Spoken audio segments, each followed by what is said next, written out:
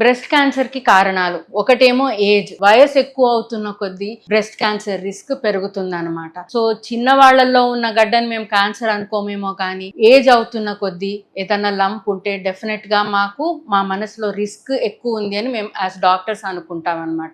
రెండోది female sex. So మగవాళ్ళకు కూడా breast cancer రావచ్చు, కానీ విమెన్ కి బ్రెస్ట్ టిష్యూ ఎక్కువ ఉంటుంది కాబట్టి ఆడవాళ్లలో బ్రెస్ట్ క్యాన్సర్ అన్న రిస్క్ ఎక్కువ ఉంటుంది. ఇది తప్పితే in women what are the causes of breast cancer, ఎందుకు వస్తుంది ఆడవాళ్లలో బ్రెస్ట్ క్యాన్సర్? మెయిన్ గా మనకి ఉన్న ఈస్ట్రోజన్ ఎక్స్పోజర్. సో పీరియడ్స్ ఎర్లీగా స్టార్ట్ అయ్యాయి, లేట్ గా మెనోపాజ్ వచ్చింది, తక్కువ ప్రెగ్నెన్సీస్ ఉన్నాయి, బ్రెస్ట్ ఫీడింగ్ తక్కువ చేశాము, ఇవన్నీ కామన్ గా ఈ కాంబినేషన్ ఆఫ్ క్యారెక్టర్స్ ఉన్న వాళ్ళకి బ్రెస్ట్ క్యాన్సర్ అన్న రిస్క్ ఎక్కువ అవుతుంది అనమాట. ఇది కాకుండా ఒబిసిటీ, లావ్ ఎక్కువ ఉంటే స్పెషల్లీ మెనోపాజ్ లో పీరియడ్స్ ఆగిపోయిన తర్వాత ఒబిసిటీ ఎవరికి ఉంటుందో వాళ్ళకి బ్రెస్ట్ క్యాన్సర్ రిస్క్ అన్నది ఎక్కువ ఉంటుంది. ఇంకోటి చాలా మంది ఏం అడుగుతారంటే, నాకు family history of breast cancer, ఇంట్లో ఎవరికన్నా బ్రెస్ట్ క్యాన్సర్ ఉంది అంటే వాళ్ళ పిల్లలకి, సిస్టర్స్ కి, పేరెంట్స్ కూడా బ్రెస్ట్ క్యాన్సర్ రిస్క్ అన్నది కొంచెం ఎక్కువ ఉంటుంది అనమాట. సో ఎవరికన్నా ఇంట్లో బ్రెస్ట్ క్యాన్సర్ కానీ, ఓవేరియన్ క్యాన్సర్, ఎండోమెట్రియల్ క్యాన్సర్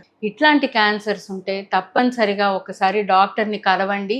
మీకు బ్రెస్ట్ క్యాన్సర్ వచ్చే రిస్క్ ఏముంది అన్నది కనుక్కొని దానికి సరిగా టెస్ట్ చేసుకోవాల్సి ఉంటుంది. బ్రెస్ట్ క్యాన్సర్ ట్రీట్మెంట్స్ ఎలా ఉంటాయి? ఈ మధ్య కాలంలో బ్రెస్ట్ క్యాన్సర్ కి ఎన్నెన్నో ట్రీట్మెంట్స్ వచ్చున్నాయి అన్నమాట. సో బ్రాడ్ గా చెప్పాలంటే సర్జరీ ఉంటుంది, radiation, chemotherapy, hormonal therapy, anti HER2 therapy, immunotherapy ఇట్లాంటివి ఎన్నో రకాలైన ట్రీట్మెంట్స్ బ్రెస్ట్ క్యాన్సర్కి వచ్చున్నాయి.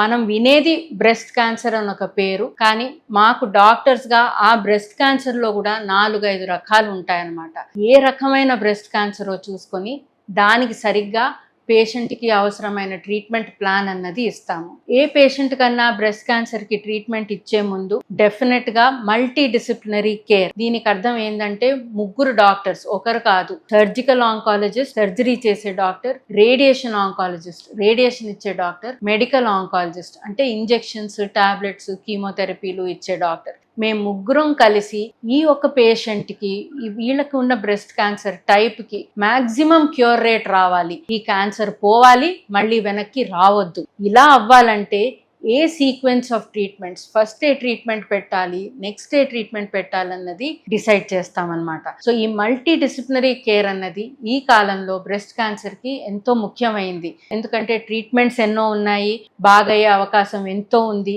ఎర్లీ స్టేజ్లో పట్టుకుంటే బ్రెస్ట్ క్యాన్సర్స్కి మోర్ దెన్ 85-90% క్యూర్ రేట్ ఉంటుంది.